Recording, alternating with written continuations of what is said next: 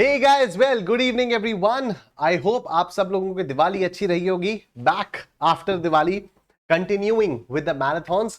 तो जितने भी स्टूडेंट्स यहाँ पर नए हैं, मैराथन का शेड्यूल कुछ इस तरह से है. 17th को हम लोगों ने इन मैराथन्स को स्टार्ट किया था 17 अक्टूबर से. और income from house property, capital gains, other sources, salaries, PGBP, clubbing, set off, carry forward, deductions, TDS, TCS, advanced tax, exempt incomes, residential status, return filing और computation of income तक यहाँ तक हम लोग कर चुके हैं. उसके बाद 23, 24, 25 हम लोगों ने 3 दिन दिवाली मनाई थी. और उसके बाद अगले 3 दिनों का शेड्यूल कुछ इस तरह से है कि 26 अक्टूबर को हम सब मतलब आज का हमारा जो शेड्यूल है उसमें हम लोग ये 3 टॉपिक्स कवर करेंगे. Supply under GST, charge of GST, time and value of supply.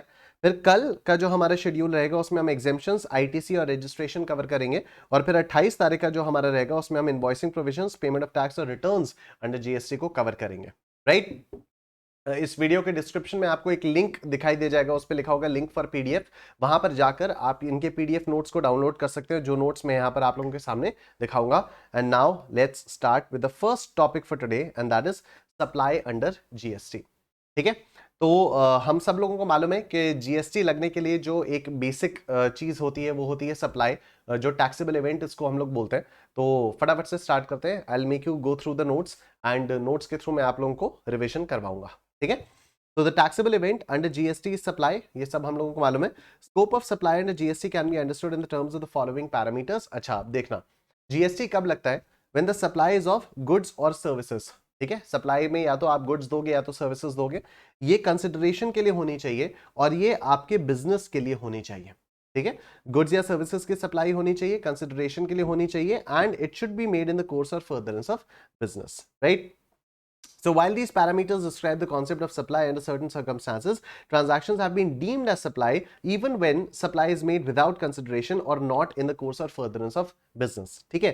तो 3 चीजों को जो यहाँ पर बहुत ही ज्यादा महत्व दिया गया है, उनमें से एक चीज क्या है कि गुड्स या सर्विसेज की सप्लाई होनी चाहिए, दूसरी चीज क्या है कि कंसिडरेशन के लिए होनी चाहिए, और तीसरी चीज क्या है कि it should be in the course और फर्दरेंस ऑफ बिजनेस. देखो, अगर गुड्स या सर्विसेज की नहीं होगी तब तो वो सप्लाई मानी ही नहीं जा सकती. लेकिन इन दोनों पॉइंट्स के कुछ ना कुछ एक्सेप्शंस हैं. मतलब कुछ केसेस हम लोग ऐसे पढ़ेंगे जहां पर कंसिडरेशन नहीं है फिर भी उसको सप्लाई मान लिया जाएगा. कुछ केसेस ऐसे हम लोग पढ़ेंगे जिनमें वो इन द कोर्स और फर्दरेंस ऑफ बिजनेस नहीं है फिर भी उसको सप्लाई मान लिया जाएगा. वही चीज यहां पर लिखी हुई है. ठीक. जीएसटी एक्ट का, सीजीएसटी एक्ट 2017 का एक शेड्यूल 1 होता है जिसमें कुछ 4 एक्टिविटीज मेंशन है. उन 4 एक्टिविटीज को अगर आप बिना कंसिडरेशन के भी करोगे तब भी उसको सप्लाई मान लिया जाएगा. ठीक. फिर एक एग्जांपल और है कि अगर आप इंपोर्ट ऑफ सर्विसेज करते हो फॉर अ कंसिडरेशन, वो चाहे वेदर इन द कोर्स और फर्दरेंस ऑफ बिजनेस हो या फिर ना हो तब भी उसको सप्लाई मान लिया जाएगा. ठीक है. तो अगर आप इंपोर्ट ऑफ सर्विसेज कर रहे हो उसमें कंसिडरेशन है but it is not in the course और फर्दरेंस ऑफ बिजनेस, तब भी उसको सप्लाई मान लिया जाता है. Besides, some specified transactions or activities are neither treated as supply of goods nor as a supply of services. तो सरकार ने कुछ चीजों को मेंशन किया हुआ है जो जिनको ना तो हम सप्लाई ऑफ गुड्स मानते हैं ना ही सप्लाई ऑफ सर्विसेज मानते हैं. और साथ ही साथ कभी कभी जैसे कॉम्पोजिट सप्लाईज होती हैं, कई बार जो आपकी बंडल्ड सर्विसेज होती हैं, जैसे जब आप रेस्टोरेंट में जाते हो तो आपको खाना भी मिलता है और आपको वहां पर वेटर सर्विस भी प्रोवाइड करते हैं. जैसे कोई क्लासरूम टीचिंग होती है तो वहां पर आपको बुक्स भी मिल रही हैं और वहां पर आपको एजुकेशन वाली सर्विसेज भी मिल रही हैं. तो ऐसे केस में कब किस चीज को गुड्स माना जाएगा, कब किस चीज को सर्विस माना जाएगा, उसके लिए सरकार ने सर्टेन एक्टिविटीज को नोटिफाई किया हुआ है, कैटेगराइज किया हुआ है. तो further more certain activities have been categorized as supply of goods और एज सप्लाई ऑफ सर्विसेज. ठीक है. तो सप्लाई से रिलेटेड हमारा जो डिस्कशन है वो इस तरह से हम लोग बांट के चलेंगे. सप्लाई में क्या क्या इंक्लूड होता है? तो सप्लाई विद कंसिडरेशन, कंसिडरेशन के साथ होनी चाहिए, एंड इन द कोर्स और फर्दरेंस ऑफ बिजनेस. ठीक. Import of services with consideration whether और नॉट इन द कोर्स और furtherance of business, import of service में. सप्लाई विदाउट कंसिडरेशन, शेड्यूल 1 वाली activities to be treated as supply of goods और supply of services, जो भी schedule में mention है. फिर सप्लाई में क्या क्या नहीं आता है? तो activities neither the supply of goods nor the supplies of activities neither the supply of goods nor the supply of services. तो जो एक्टिविटीज नहीं सप्लाई ऑफ गुड्स होती है ना ही सप्लाई ऑफ सर्विसेज होती हैं वो सप्लाई के अंदर ही नहीं आती है. चलिए सर, सप्लाई पर डिस्कशन शुरू करते हैं. तो सबसे पहला section 7(1) subsection A, supply for consideration the course और फर्दरेंस ऑफ बिजनेस. तो सप्लाई में आता क्या है sale, transfer, barter, exchange, licence, rental, lease, disposal, क्या यही 8 एक्टिविटीज आती हैं? नहीं, ये 8 एक्टिविटीज सिर्फ एग्जाम्पल के पर्पज से दी हुई हैं। ये फॉर कंसिडरेशन होना चाहिए, इन द कोर्स और फर्दरेंस ऑफ बिजनेस होना चाहिए। Supply for consideration by any person other than an individual to its members or constituents or vice versa for cash, deferred payment or other valuable consideration, ये section 7(1)(a) कहता है, ये amendment है, तो ये important है आपके लिए। तो अगर कोई भी आपके मेंबर, कोई भी जो होता है, कोई भी पर्सन इंडिविजुअल के अलावा, बेसिकली ये उनके लिए बनाया गया ना, वो अनइनकॉर्पोरेटेड एसोसिएशंस जो होते हैं, जो अपने मेंबर्स या कॉन्स्टिट्यूएंट्स को कुछ भी एक्टिविटीज वगैरह प्रोवाइड करते हैं, तो उसमें कंसिडरेशन लेते हैं, तो उसको सप्लाई माना जाता है या नहीं माना जाता है, इसके बारे में पूरा डिटेल डिस्कशन हम लोगों ने रेगुलर क्लासेस में किया था। फिर importation of services for consideration whether or not in the course or furtherance of business, ये section 7(1)(b) कहता है, तो supply should be in the course or furtherance of business, वैसे तो supply should be in the course or furtherance of business, लेकिन ये एक exception है। The exception to the said rule is import of services is deemed as supply even if the same has been imported not in the course or furtherance of business। तो अगर आप goods को import करते हो और अगर वो consideration के लिए आप इंपोर्ट करते हो, तो वो बिजनेस के लिए अगर आपने नहीं भी किया है, तब भी उसको सप्लाई मान लिया जाता है। ऑलराइट, अब यहां पर जो भी विदाउट कंसिडरेशन वाली एक्टिविटीज हैं, उनको भी सप्लाई मान लिया जाएगा, तो वो सेक्शन 7(1)(c) कहता है, और इसको शेड्यूल 1 के साथ हम लोग पढ़ते हैं। सेक्शन 7(1)(c) में बोला है, activities mention in schedule 1 are treated to be supply even if they are made without consideration. ठीक है, तो इसलिए section 7(1)(c) red with schedule 1 है। आ जाओ देखते हैं। So this includes all supplies made to a taxable or a non-taxable person, even if the same is without consideration. कौन सी? These are specifically mentioned in Schedule 1 appended to the CGST Act. As per Schedule 1, in the following 4 cases, supplies made without consideration will be treated as supply under Section 7. तो even if it is made without consideration, कौन सी 4 चीजें? सबसे पहला, permanent transfer या disposal of business assets। तो if the business assets on which ITC has been availed, वो business assets जिन पर आप ITC already avail कर चुके हो, बाकी business assets के बारे में बात नहीं हो रही है। ठीक है, अगर ऐसे कोई बिजनेस एसेट्स हैं जिन पर आप आईटीसी ऑलरेडी अवेल कर चुके हो, उनको अगर आप लोग परमानेंटली ट्रांसफर करते हो या परमानेंटली डिस्पोज ऑफ करते हो, तो फिर उसका सप्लाई माना जाता है, even if it is made without consideration. उसके बाद सप्लाई बिटवीन रिलेटेड पर्संस और डिस्टिंक्ट पर्संस, तो अगर रिलेटेड पर्संस या डिस्टिंक्ट पर्संस के बीच में ट्रांजैक्शन हो रहा है और वो इन द कोर्स और फर्दरेंस ऑफ बिजनेस है, तो अगर वो कंसिडरेशन नहीं भी चार्ज हो रही है उसमें, तब भी उसको सप्लाई मान लिया जाता है। लेकिन एम्प्लॉयर एम्प्लॉई के केस में, अगर एम्प्लॉयर ने एम्प्लॉई को 50,000 या उससे कम की गिफ्ट दी, तो उसको सप्लाई नहीं माना जाता है। Supply between principal and agent, तो यहां पर क्या चीज है, If the principal supplies goods to his agent, principal ने एजेंट को गुड्स सप्लाई किए और फिर एजेंट ने बायर को सप्लाई किए on behalf of the principal, लेकिन एजेंट ने क्या किया, इनवॉइस अपने बिहाफ पर इशू की। एजेंट ने इनवॉइस जो अल्टीमेटली बायर को है, मतलब यहां पर मैं अगर आपको दिखाऊं, तो ये अगर प्रिंसिपल है, ठीक है, प्रिंसिपल ने एजेंट को सप्लाई किया, एजेंट ने बायर को सप्लाई किया, ठीक है, एजेंट ने बायर को सप्लाई किया और एजेंट ने अपने नाम पर बायर को बिल बनाया,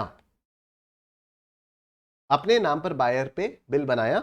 तो ये जो प्रिंसिपल ने एजेंट को सप्लाई की थी, तो ये even if it is made without consideration, इसको डीम्ड सप्लाई मान लिया जाएगा। ठीक, the supply from principal to agent is treated as supply even if it is made without consideration. इसका उल्टा है, if agent receives goods from any supplier on behalf of the principal, अगर principal के behalf पर किसी supplier से वो माल receive करता है, मतलब इसका एग्जैक्टली उल्टा हो गया कि यहाँ पर कोई सप्लायर है, ठीक है, सप्लायर ने एजेंट को दिया माल, एजेंट ने प्रिंसिपल को दे दिया माल, ठीक है। अब सप्लायर ने एजेंट के नाम पर बिल बनाया, सप्लायर ने एजेंट के नाम पर बिल बनाया, तो जो एजेंट ने प्रिंसिपल को दिया, इसको भी हम सप्लाई मानेंगे even if it is made without consideration. ठीक है, तो if the agent receives goods from any supplier on behalf of the principal and receives invoice in his own name, then transfer of these goods to the principal, then transfers these goods to the principal, then this transfer from agent to his principal is treated as supply even if it is made without consideration. और चौथी चीज, importation of services, तो import of services from a related और a distinct person outside India is treated as supply even if it is made without consideration if it is in the course और furtherance of business. ठीक है, तो जो section 7(1)(b) था, section 7(1)(b) ने कहा था कि अगर आप इंपोर्टेशन ऑफ सर्विसेज करते हो, अगर आप इंपोर्टेशन ऑफ क्या करते हो, सेक्शन 7(1)(b) ने कहा था कि अगर आप इंपोर्टेशन ऑफ सर्विसेज करते हो कंसिडरेशन के लिए, तो चाहे वो बिजनेस के लिए हो चाहे वो बिजनेस के लिए ना हो, तो हम उसको फिर भी सप्लाई मानेंगे। यहां पर सेक्शन 7(1)(c) क्या कह रहा है? सेक्शन 7(1)(c) का शेड्यूल 1 का पैरा 4 क्या कहता है कि अगर आप सर्विसेज को इंपोर्ट करते हो फ्रॉम रिलेटेड या डिस्टिंक्ट पर्संस, और वो कंसिडरेशन के लिए, और वो बिना कंसिडरेशन के करते हो, ठीक है, वो बिना कंसिडरेशन के लिए करते हो, तो उसको हम लोग सप्लाई तभी मानेंगे if it is in the course और फर्दरेंस ऑफ बिजनेस। ठीक है, if it is in the course और फर्दरेंस ऑफ बिजनेस।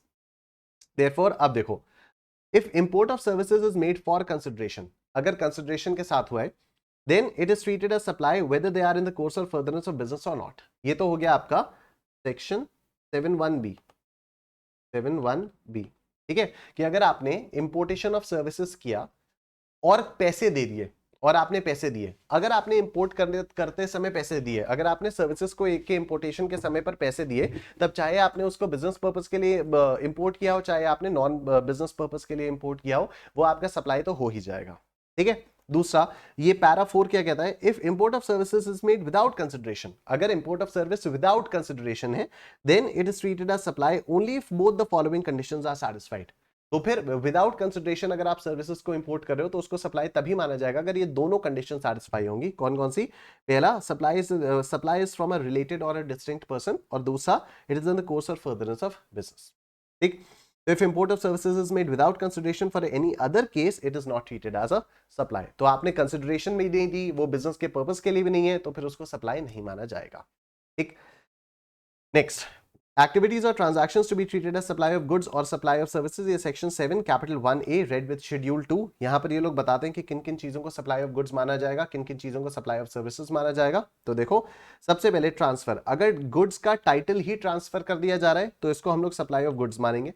ठीक है, अगर टाइटल इन गुड्स ट्रांसफर हो रहा है under an agreement that property shall pass at a future date, तब भी फ्यूचर में तो आपके पास ट्रांसफर, फ्यूचर में तो आपके पास टाइटल इन गुड्स मतलब ओनरशिप पास हो जाएगी, तो इसको भी हम सप्लाई ऑफ गुड्स मानेंगे।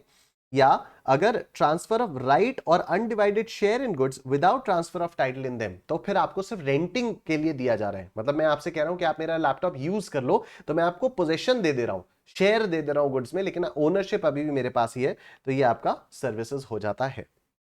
लैंड एंड बिल्डिंग के केस में अगर हम लोग बात करें, तो अगर आप लीज, टेनेंसी, ईजमेंट या लाइसेंस टू ऑक्यूपाई लैंड दे रहे हो तो ये सर्विसेज है। अगर आप lease, letting out of building including a commercial, industrial, residential complex और बिजनेस कॉमर्स होली और पार्टली दे रहे हो तो ये भी सर्विसेज है। ठीक, अभी ट्रीटमेंट और प्रोसेस के बारे में बात करते हैं। तो अगर किसी और के सामान पे मैं कोई भी ट्रीटमेंट या प्रोसेस कर रहा हूं तो मैं उसको सामान बेच नहीं रहा हूं, मैं उसको सर्विसेज प्रोवाइड कर रहा हूं। ट्रांसफर ऑफ बिजनेस एसेट्स, अगर बिजनेस एसेट्स को ट्रांसफर किया जाता है तो देखो कब कब क्या क्या होता है। Goods forming part of business assets are transferred, disposed of under directions of persons carrying on business so as no longer to form part of those assets. ठीक है, तो अगर आप स्टॉक को, अपने goods forming part of business assets, ठीक है, तो जो आपका स्टॉक है उसी को आप ट्रांसफर कर दे रहे हो, तब तो वो ट्रांसफर ऑफ गुड्स ही होगा, सप्लाई ऑफ गुड्स होगा। फिर goods held or use for business are put to private use or are made available to any person for use or for any person other than business by or under the directions of the persons carrying on the business, तो ये आपका service हो जाता है। ठीक है, ये वाला ये चीज क्या हो जाती है, ये आपका सर्विसेज हो जाता है कि अगर आपने अपने पर्सनल यूज के लिए बिजनेस के स्टॉक को यूज कर लिया तो दिस इज सर्विस। आप सस्ते में अपने गुड्स को यूज कर रहे हो तो ये आपने बिजनेस जो है वो आपको सर्विस दे रहा है, या किसी और पर्सन को अगर आप दे रहे हो तो आप उसको सर्विस दे रहे हो। फिर ये वाला पॉइंट इंपॉर्टेंट है, इसमें आप लोगों से गलती हो सकती है, ठीक है, इसको याद रखिएगा please. Goods forming part of assets of any business carried on by any person who ceases to be a taxable person shall be deemed to be supplied by him in the course और furtherance of his business immediately before he ceases to be a taxable person, तो ये goods मान लिया जाएगा। ठीक है, तो taxable person ही अगर नहीं होगा तो जब तक वो टैक्सेबल पर्सन था तो उस समय टैक्सेबल पर्सन बनना बंद करने से जस्ट पहले जो भी सप्लाई हुई है गुड्स की, जो भी गुड्स आपके एसेट्स का पार्ट फॉर्म करते हैं तो उनको सप्लाई ऑफ गुड्स ही मान लिया जाएगा। इसमें दो एक्सेप्शंस है, अगर आप बिजनेस को ट्रांसफर कर रहे हो एज अ गोइंग कंसर्न तो इसको सप्लाई ऑफ गुड्स नहीं माना जाएगा। अगर business carried on by a personal representative who is deemed to be a taxable person, या फिर सपोज मैं बिजनेस कर रहा हूं, अब मैं टैक्सेबल पर्सन नहीं रहा लेकिन कोई मेरे बिहाफ पर बिजनेस को कैरी ऑन कर रहा है जो कि एक टैक्सेबल पर्सन है, तब भी इसको सप्लाई ऑफ गुड्स नहीं माना जाएगा। Next, renting of immovable property या construction of complex building civil structure, temporary transfer or permitting use or enjoyment of any intellectual property right, development, design, programming, customization, adaptation, upgradation, enhancement, implementation of IT software, agreeing to obligation to refrain from an act or to tolerate an act or situation or to do an act, transfer of right to use any goods for any other purpose, ये आपका services हो जाता है। उसके बाद following composite supplies, works, contract, services, and supply of goods being ये restaurant services, ये वाली जो चीज है restaurant services, supply of goods being food or any other article for human consumption or any drink, ये भी आपका सप्लाई ऑफ सर्विसेज मान लिया जाता है।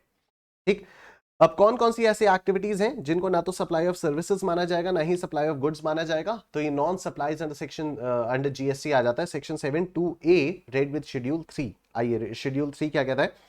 शेड्यूल 3 में 6 एक्टिविटीज हैं, ठीक है, 6 एक्टिविटीज हैं। पहली, services by an employee to the employer in the course और इन रिलेशन टू एम्प्लॉयमेंट, तो एम्प्लॉय एम्प्लॉयर के रिलेशनशिप में अगर मैं एम्प्लॉय हूं तो मैं अपने एम्प्लॉयर को अगर कुछ भी दे रहा हूं, सर्विसेज प्रोवाइड कर रहा हूं, तो फिर इसको सप्लाई नहीं माना जाता है। सर्विसेज बाय एनी कोर्ट और tribunal established under any law for the time in force, तो अगर कोई ट्रिब्यूनल या कोर्ट वगैरह सर्विसेज प्रोवाइड कर रहा है तो फिर उसको भी सप्लाई ऑफ गुड्स नहीं या सर्विसेज नहीं माना जाता है। फिर तीसरे में हमारे पास 3 है, एक तो ये जो MP member of state legislature, member of panchayat municipalities और लोकल अथॉरिटी एमपी एमएलए वगैरह सप्लाई करते हैं, इनको भी सप्लाई नहीं माना जाता है। The duties performed by any person who holds any post in pursuance of provisions of the constitution in that capacity, इसको भी सप्लाई नहीं माना जाएगा। Duties performed by any person as a chairperson or a member or a director in a body established by the central government or state government or local authority and who is not deemed as an employee before the commencement of this clause, इसको भी supply नहीं माना जाता है। Services of funeral, burial, crematorium, mortuary including transportation of the deceased, इसको भी supply नहीं माना जाता। Sale of land and subject to paragraph 5B of schedule 2 sale of building, तो इसको भी वो नहीं माना जाता। 5B वो वाला था ना यार, 5B देखो ये था शेड्यूल 2 का 5B, ये टेम्परेरी ये सॉरी कंस्ट्रक्शन ऑफ कॉम्प्लेक्स वगैरह, तो इसको भी सप्लाई ऑफ सर्विसेज मानेंगे। और बाकी इसके अलावा अगर कुछ भी होगा तो sale of land and subject to paragraph 5B of schedule 2 sale of building, तो सेल ऑफ लैंड या सेल ऑफ बिल्डिंग को ना तो सप्लाई ऑफ गुड्स मानेंगे ना ही सप्लाई ऑफ सर्विसेज मानेंगे।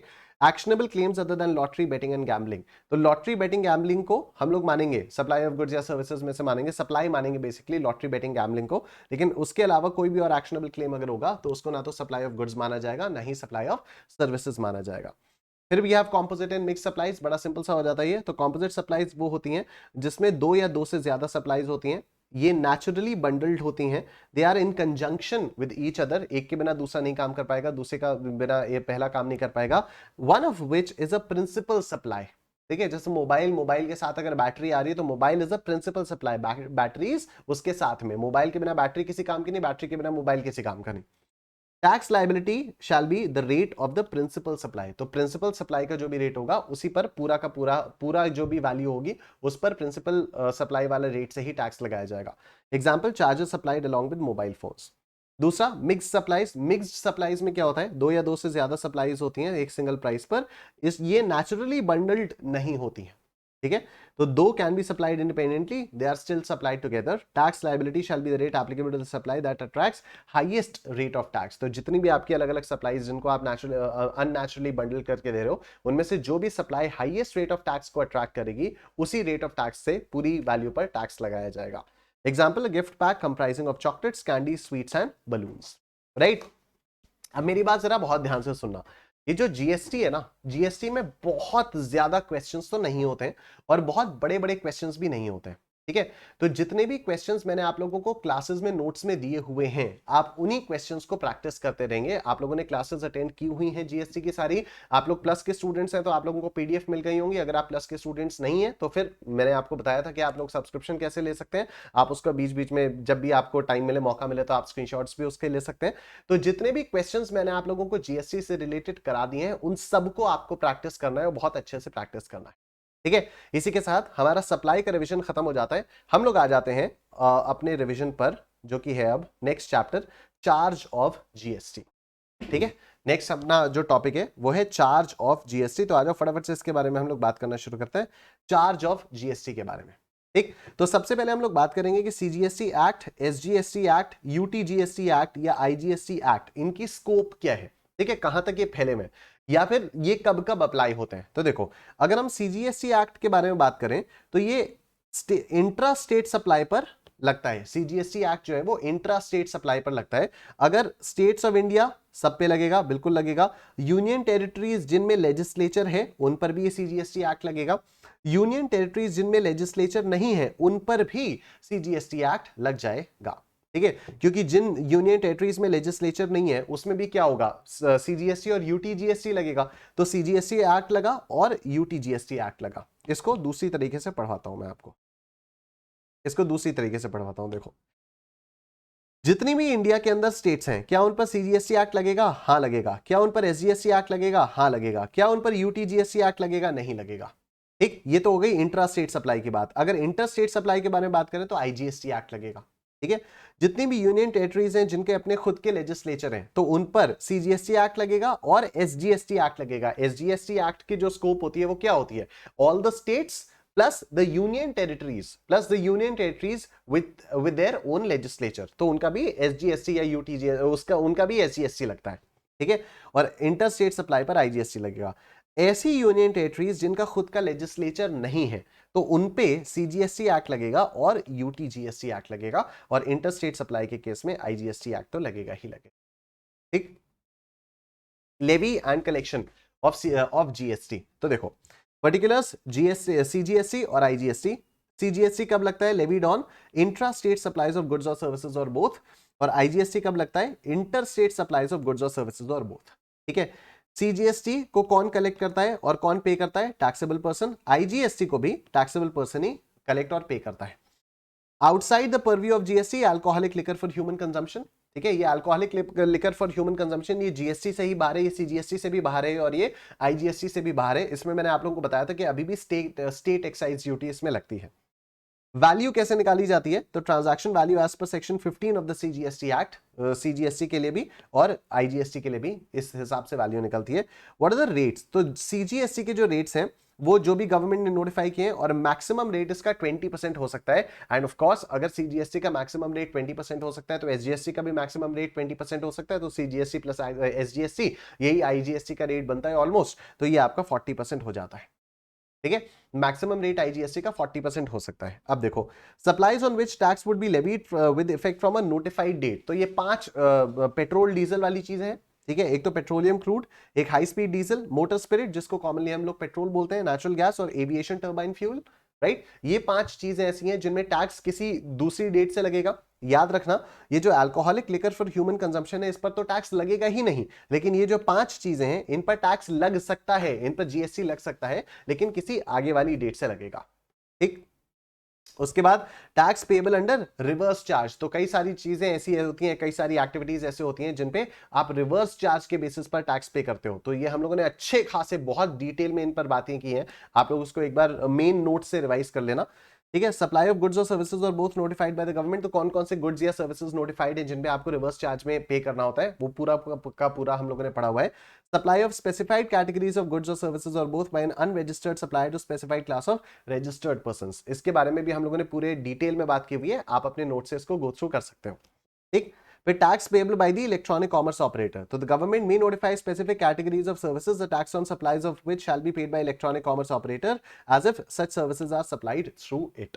राइट, तो इसके बारे में भी हम लोगों ने डिटेल में बात की है कि कब कब इलेक्ट्रॉनिक कॉमर्स ऑपरेटर को टैक्सेस पे करने पड़ जाएंगे। राइट, ये हो गया हमारा charge of levy and collection. उसके बाद हम लोग कॉम्पोजिशन लेवी पर आ जाते हैं। तो देखिए, कॉम्पोजिशन लेवी होता क्या है? It is an option for specified categories of small tax payers to pay GST at a very low rate on the basis of turnover. Advantages क्या है इसके? लो रेट्स ऑफ टैक्स होता है, hassle free simple procedures for such tax payers, simple calculation of tax based on turnover, जो भी turnover होती है उसके ऊपर ही आपका टैक्स रेट लगा दिया जाता है, और बहुत ही सिंपल एनुअल रिटर्न इन लोगों को फाइल करना होता है।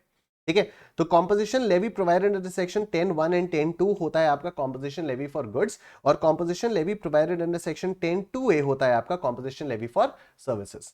अब what is the procedure for opting for this scheme? तो देखो, अगर आप नए रजिस्ट्रेंट हो अंडर जीएसटी तो आप अपने रजिस्ट्रेशन फॉर्म पे ही इंटीमेशन दे दीजिए कि आप ये वाला ऑप्शन एक्सरसाइज करना चाहते हैं, और फिर जिस डेट से आपका इफेक्टिवली रजिस्ट्रेशन आएगा उसी डेट से आपकी कॉम्पोजिशन लेवी लगती जाएगी।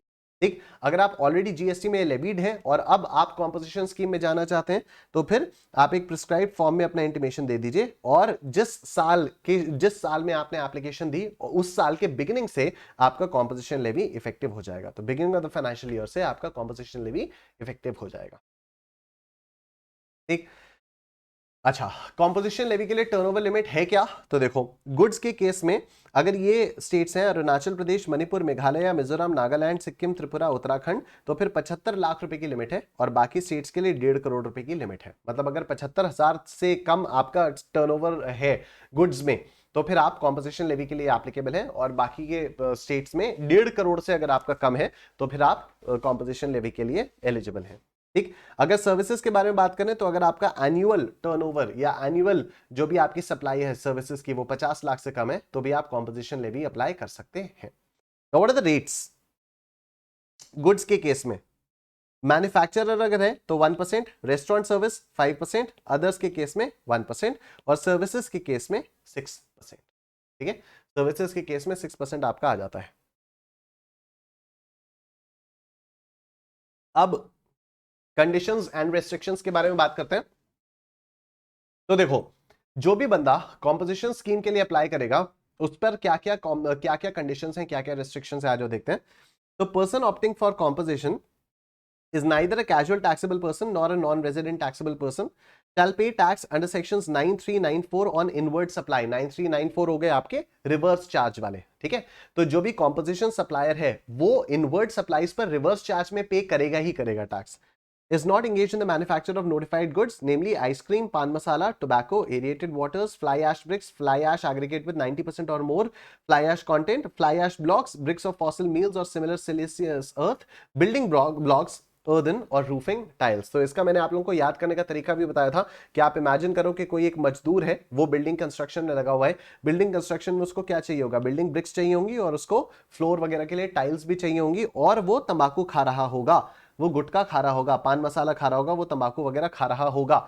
ठीक है, तो ये फ्लाई ऐश ब्रिक्स और ये सारी चीजें उसमें आ जाती हैं, ब्रिक्स वगैरह, फॉसिल मील्स, सिलिशियस अर्थ्स वगैरह सब कुछ। ठीक है, अब जब एक बिल्डिंग बन जाएगी तो उसमें अमीर लोग रहेंगे। अब अमीर लोग क्या करेंगे? ये लोग एरिएटेड वाटर, कोल्ड ड्रिंक पियेंगे और आइसक्रीम खाएंगे, ये लोग पान मसाला वगैरह नहीं खाएंगे। तो इससे आप लोग याद रख सकते हो। ठीक है, फिर person opting for composition. Person opting for composition, देखो जी, person opting for composition shall mention the words composition taxable person not eligible to collect on supplies at the top of bill of supply issued by him। अब देखो, ये जो composition supplier है tax invoice तो issue कर नहीं पाएगा, तो ये जो भी इशू करेगा उसको बिल ऑफ सप्लाई बोला जाता है, और बिल ऑफ सप्लाई के ऊपर इसको मेंशन करना पड़ेगा composition taxable person not eligible to collect tax on supplies। फिर he shall also mention the words composition taxable person at a prominent place at his place of business। तो जहां पर भी इसका ऑफिस होगा वहां पर किसी एक ऐसी जगह पर के कोई भी आए तो उसको दिख जाए कि ये कॉम्पोजिशन सप्लायर है, उसको मेंशन करना पड़ेगा कॉम्पोजिट टैक्सेबल पर्सन। ठीक, उसके बाद who are not eligible to opt for composition scheme. तो देखो, registered person who is not eligible for composition scheme for goods or registered person who is not eligible for composition scheme of services. आ जाओ एक एक करके पढ़ना start करते हैं। तो पहला गुड्स वाला, supplier engage in making any supply of goods और services which are not leviable to tax. अगर आप ऐसी सप्लाई कर रहे हो गुड्स या सर्विसेज की जिन पर टैक्स ही नहीं लगता, तो आप कॉम्पोजिशन स्कीम में लेकर करोगे भी क्या? Supplier engage in making any supply of goods और services which are not leviable to tax, same to same. Supplier engage in making any interstate outward supply of goods और सर्विसेज। अगर आप interstate supply कर रहे हो तो आप composition scheme के लिए एलिजिबल नहीं हो, काहे के छोटे आदमी। Supplier engage in making any interstate outward supply of goods और सर्विसेज, एकदम सेम टू सेम। इधर सारी की सारी चीजें सेम टू सेम नहीं आ रही हैं, सारी की सारी ही चीजें मुझे सेम टू सेम दिख रही हैं। चलो ठीक है, देखो इधर next, person supplying any goods or services through an electronic commerce operator who is required to collect tax at source under section 52। तो अगर आप ECO के थ्रू अपना सामान बेच रहे हो तो आप छोटे नहीं हो, तो आप कॉम्पोजिशन सप्लायर नहीं कहलाओगे। पर्सन सप्लाइंग एनी गुड्स और services through any electronic commerce operator who is required to collect tax at source under section 52। फिर manufacturer of ice cream, pan masala, tobacco, aerated waters, fly ash bricks or fly ash aggregate with 90% or more fly ash content, fly ash blocks, bricks of fossil meals और similar siliceous earths, building bricks, earthen और roofing tiles। Similarly इधर भी है, तो अगर आप इनके manufacturers हो तो फिर आपको कॉम्पोजिशन स्कीम के लिए एलिजिबल आप नहीं हो। उसके बाद supplier who is either casual taxable person और नॉन रेजिडेंट टैक्सेबल पर्सन, और यहाँ पर भी वही चीज आ जाती है, supplier who is either casual taxable person और नॉन रेजिडेंट टैक्सेबल पर्सन। और उसके बाद supplier of services save as provided in section 10(1)। ठीक है, मतलब कोई ऐसा सप्लायर ऑफ सर्विसेज जो किसी ऐसी सप्लाई में है जो कि सेक्शन 10(1) में प्रोवाइडेड नहीं है, save as provided in section 10(1)। Section 10(1) वाली सर्विसेज अगर आप सप्लाई कर रहे हो, अगर आप सेक्शन 10(1) वाली सर्विसेज प्रोवाइड कर रहे हो तो फिर आपको कॉम्पोजिशन सप्लाई के लिए आप एलिजिबल हो जाते हो। लेकिन अगर आप नहीं कर रहे हो तो फिर आप एलिजिबल नहीं होगे। अच्छा, यहां पर था क्या, अगर आप लोगों को याद हो तो यहां पर बस एक चीज थी कि जो गुड्स के सप्लायर्स होते हैं उनको भी सब सर्विसेज सप्लाई करने का एक मौका दे दिया जाता है, अगर वो लिमिटेड वैल्यू के थोड़ा बहुत सर्विस अगर वो लोग प्रोवाइड करना चाहें तो वो लोग थोड़ा बहुत सर्विस प्रोवाइड कर सकते हैं। अब ये थोड़े बहुत की डेफिनेशन क्या है, वही यहां पर सेक्शन 10 सबसेक्शन 1 में लिखा हुआ है, आज देखते हैं। तो a registered person opting for composition scheme for goods is allowed to supply services other than restaurant services। अच्छा, ये रेस्टोरेंट सर्विसेज नहीं सप्लाई करनी चाहिए इसको, along with supply of goods or supply of restaurant services of value not exceeding 10% of the turnover in the preceding financial year in a state or union territory or 5 lakh rupees whichever is higher। ठीक है, तो इस पर हम लोगों ने numerical questions भी बहुत सारे किए थे कि या तो आप 10% ऑफ द टर्नओवर दीजिए या तो 5 लाख रुपीस दीजिए, whichever is higher, उसके ज्यादा की आप सर्विसेज प्रोवाइड नहीं कर पाएंगे। Here, while computing turnover in state, union territory, interest on loans, deposit, advances will not be taken into account। ठीक है, तो ये जो आप बैंक को अपना पैसा यूज करने के लिए सर्विस देते हो जिसपे बैंक आपको इंटरेस्ट वगैरह देता है तो उसको काउंट नहीं किया जाएगा। राइट, अदर पॉइंट्स क्या क्या है, bill of supply shall be issued instead of tax invoice, obviously tax shall not be collected from recipient of supply, obviously input tax credit shall not be availed. तो अगर आप composition supplier हो, अगर आप tax ले नहीं सकते, लेकिन तो उस मतलब किसके अगेंस्ट आप इनपुट टैक्स क्रेडिट लोगे, है ना। Composition scheme, if availed, shall include all registered persons having the same PAN. Penalty shall be imposed in case of irregular availment of the composition scheme। इसी के साथ हमारा चार्ज ऑफ जीएसटी का भी revision, एक क्विक रिवीजन कंप्लीट हो जाता है। ठीक है, आई सीरियसली थिंक कि इन रिवीजन से आपको ना चैप्टर्स की, क्योंकि चैप्टर्स जब हम लोगों ने पढ़े हैं चैप्टर्स तो हम लोगों ने काफी डिटेल में पढ़े, तो ये आपका एक जिस्ट बनते हुए तैयार होता जा रहा है और अब आप इस जिस्ट के बेसिस पे क्वेश्चंस की प्रैक्टिस कर सकते हो जो भी हम लोगों ने क्लास में कराया थ्रू द नोट्स। ठीक, चलिए time and value of supply, तो एक एक करके हम लोग बात करना शुरू करते हैं। सबसे पहले हम लोग बात करेंगे टाइम ऑफ सप्लाई का, वैल्यू ऑफ सप्लाई के बारे में भी हम लोग बात कर लेंगे। वैसे सी इंटरमीडिएट के केस में वैल्यू ऑफ सप्लाई में कुछ खास है नहीं। ठीक है, चलो टाइम ऑफ सप्लाई के बारे में बात करते हैं। तो हम सबसे पहले बात करेंगे time of supply where tax is payable under forward charge.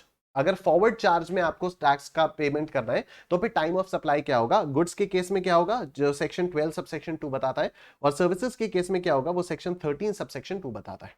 ठीक है, तो हम लोग पहले गुड्स वाला पढ़ लेते हैं, उसके बाद सर्विसेज वाला पढ़ेंगे। राइट, तो पहले गुड्स वाला देखते हैं।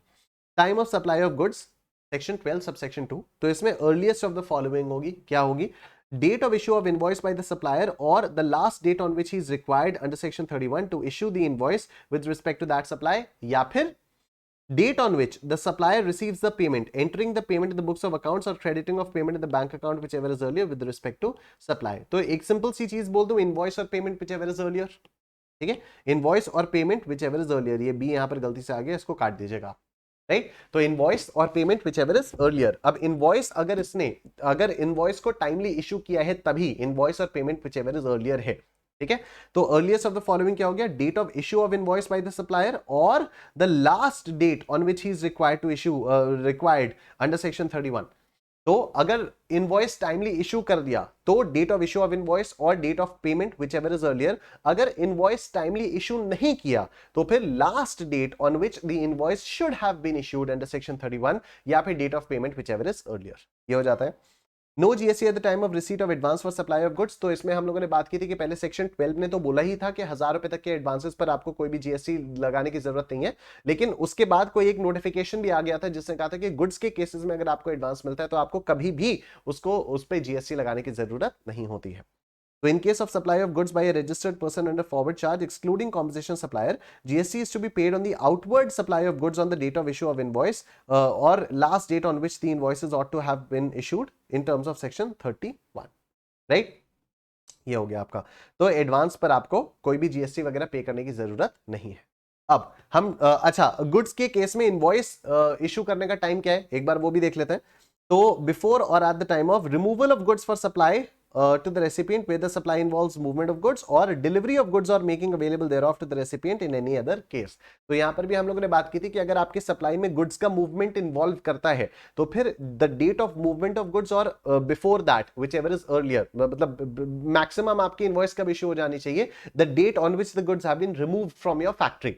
राइट। बाकी अगर दूसरी चीज है कि गुड्स का मूवमेंट इन्वॉल्व नहीं है, गुड्स आपको वहीं पर जाकर असेंबल वगैरह करवाने, मेक अवेलेबल करवाने, तो फिर जब आपने गुड्स को मेक अवेलेबल करवाया, जब आपने गुड्स को डिलीवर किया, तब हम लोग वहां पर जो भी उस जिस डेट को आपने डिलीवर किया, जिस डेट को आपने मेक अवेलेबल किया, उस डेट पर आपको इनवॉइस इशू करनी होगी। ठीक है, these are the time limits for issuance of invoice. Okay, services के केस में अगर हम लोग बात करें तो सर्विसेज के केस में क्या है कि invoice issued with in time period prescribed under section 31। अच्छा, सर्विसेज के केस में इनवॉइस इशू करने का टाइम एक बार देख लेते हैं। तो बिफोर और after the provision of service but with in 30 days. तो सर्विस के पहले भी वो इशू कर सकता है, सर्विस प्रोवाइड करने के बाद भी वो कर सकता है, लेकिन 30 दिन के अंदर अंदर कर देना चाहिए। हाँ, लेकिन अगर बैंकिंग इंश्योरेंस, बैंकिंग कंपनीज हो या फाइनेंशियल इंस्टीट्यूशंस हो इंक्लूडिंग एनबीएफसीज, तो फिर डेट ऑफ सप्लाई के 45 दिन तक भी वो इनवॉइस को इशू किया जा सकता है। ठीक है, तो इनवॉइस इशू करने की जो लेटेस्ट डेट है, गुड्स के केस में क्या हो गई, सॉरी नॉर्मल सर्विसेज के केस में क्या हो गई, बिफोर और after the time of provision of service. लेकिन सर्विस प्रोवाइड करने के 30 दिन के ऊपर इनवॉइस नहीं इशू कर सकते आप, वो आपका डिफॉल्ट में चला जाएगा। लेकिन अगर आप इंश्योरेंस कंपनी हो, बैंकिंग कंपनी हो, फाइनेंशियल इंस्टीट्यूशन हो, तो आप सर्विस प्रोवाइड करने के 45 दिन बाद तक भी इनवॉइस को इशू कर सकते हो। अब इधर देखो, अगर इनवॉइस आपने टाइमली इशू कर दी तो time of supply of service क्या माना जाएगा, earliest of the following, date of issue of invoice या डेट ऑफ रिसीट और receipt of payment whichever is earlier. ठीक है, तो या तो इनवॉइस, अगेन वही सेम चीज है, invoice or payment whichever is earlier. अगर इनवॉइस टाइमली इशू नहीं हुई तो आप देखोगे date of provision of service or receipt whichever is earlier. Goods के केस में ऐसा नहीं था। अगर इनवॉइस गुड्स के केस में टाइमली इशू नहीं होती थी तो हम किस में से देखते थे, last date on which the invoice should have been issued or the date of payment whichever is earlier. Services के केस में ऐसा नहीं है। सर्विसेज के केस में अगर इनवॉइस प्रिस्क्राइब्ड टाइम लिमिट के अंदर इशू नहीं हुई तो फिर आप देखोगे date of provision of service or receipt of payment whichever is earlier. ठीक है, और अगर ऊपर में से कोई भी इवेंट्स अनसर्टेनेबल हो तो date on which the recipient shows the receipt of service in his books of accounts. तो सप्लायर के बारे में बात ही नहीं करेंगे, फिर रेसिपिएंट ने जब अपनी बुक्स ऑफ अकाउंट्स में दिखाया कि हाँ मैंने इस डेट को ये सर्विस रिसीव की, उस डेट को ही आपका टाइम ऑफ सप्लाई मान लिया जाता है। ठीक है, ये हो गई फॉरवर्ड सप्लाई के बारे में बात। अब हम लोग करते हैं रिवर्स चार्ज के बारे में बात। तो time of supply of goods के बारे में पहले बात करते हैं। तो गुड्स में क्या हो जाएगा, तो देखो, earliest of the following, date of receipt of goods, date of payment as entered in the books of accounts of the recipient or the date on which the payment is been debited from his bank account whichever is earlier। ठीक है, reverse charge में time of supply क्या माना जाएगा, जब मेरे को goods मिल गए तब, या तो जब मैं कौन, रेसिपिएंट, मैं गुड्स खरीद रहा हूं तो मैं रेसिपिएंट, तो या तो मेरे को गुड्स मिल गए उस वो वाला डेट हो गई टाइम ऑफ सप्लाई, या फिर मैंने जब अपनी बुक्स ऑफ अकाउंट्स में पेमेंट वाली एंट्री की तब हो गई, या फिर 31st day from the date of issue of invoice by the supplier, या फिर जब भी सप्लायर ने जो भी इनवॉइस पे की, जो भी सप्लायर ने इनवॉइस इशू की उस इनवॉइस के 31st डे पर। तो इन तीनों में से जो भी अर्लीस्ट हो जाएगा वही time of supply of goods हो जाएगा। Time of supply of services के बारे में बात करें तो earliest of the following, date of payment as entered in the books of accounts of the recipient और the date on which the payment is debited from his bank account whichever is earlier, और 61st day from the date of issue of invoice by the supplier. ठीक, where the above events are not ascertainable, the time of supply shall be the date of entry in the books of accounts of the recipient of supply। अच्छा, import of service from associated enterprise, तो इसमें क्या हो जाएगा, date of entry in the books of accounts of the recipient or the date of payment whichever is early। Simple। Vouchers वगैरह के case में क्या हो जाएगा, if the vouchers are exchangeable for goods and services. तो देखो, अगर आपको जो वाउचर इशू करने के समय पर पता था कि गुड्स और सर्विसेज कौन कौन सी हो सकती हैं, मतलब goods and services are identifiable, तो फिर जिस भी डेट को वाउचर इशू किया है वही आपका टाइम ऑफ सप्लाई हो जाएगी। लेकिन बाकी के केसेस में जिस भी डेट को आप वाउचर को रिडीम करोगे वही डेट आपका टाइम ऑफ सप्लाई हो जाएगी।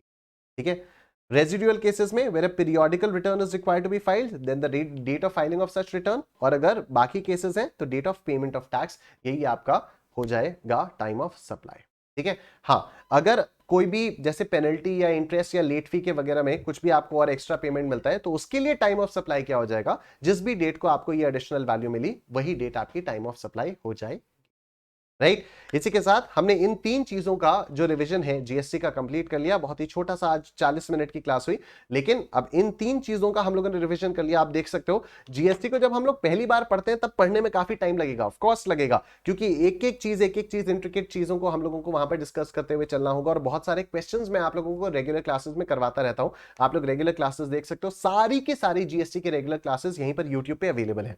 ठीक है, आप प्लेलिस्ट वाले सेक्शन में जाओगे, आपको थोड़ा बहुत प्लेलिस्ट ढूंढना होगा, लेकिन सारे के सारे लेक्चर्स आपको मिल जरूर जाएंगे। और अगर आप प्लस के सब्सक्राइबर हो तो आप मंजिल बैच में जाकर कोई भी क्लास का वो देख सकते हो, ट्रैकर देख सकते हो, और वहां पर ट्रैकर डाउनलोड करके, मतलब ट्रैकर से आप किसी भी क्लास को ट्रैक कर सकते हो कि कौन से चैप्टर की आपको जो ओरिजिनल क्लास है, रेगुलर क्लास है, वो कहां पर मिलेगी, वो आप देख सकते हो। राइट, सब्सक्रिप्शन लेने के लिए आपको अनअकैडमी की वेबसाइट पर आना होगा। मैं फटाफट से आप लोगों को बता देता हूं, आपको अनअकैडमी की वेबसाइट पर आना होगा। अनअकैडमी की वेबसाइट पर आकर आप यहां पर कुकीज को एक्सेप्ट करेंगे, आप स्टार्ट लर्निंग पर क्लिक करेंगे, उसके बाद आप यहां पर सीए पर क्लिक करेंगे, उसके बाद आप सीए इंटरमीडिएट पर क्लिक करेंगे। सीए इंटरमीडिएट पर क्लिक करने के बाद आप लोगों के सामने ये वाला पेज खुल जाएगा। इस पेज पर आप गेट सब्सक्रिप्शन पर आ जाइएगा।